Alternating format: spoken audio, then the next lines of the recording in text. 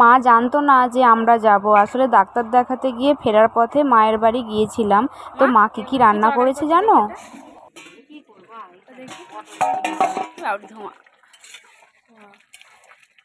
এটা পটল চিংড়ি।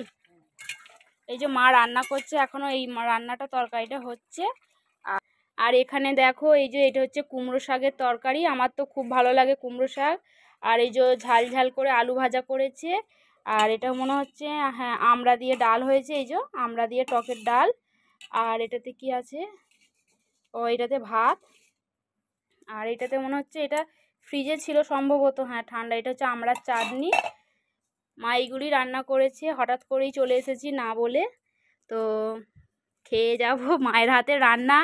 পৃথিবীর মানে সমস্ত নামি দামি রেস্টুরেন্টের রান্নার থেকেও যেন অমৃত। আমার তো হেভি লাগে। চলো। মা বলল বাবা আর ভাইকে মাঠ থেকে ডেকে আনতে, তাই ডাকতে গেলাম। গিয়ে দেখছি একটা পাখির বাচ্চা মানে মারা গেছে, এখানে পড়ে আছে ধান জমির কাছে। আর এই দেখো আমাদের এগুলো গরু বাঁধা আছে। চলো, ভাত খেতে ডাকছে।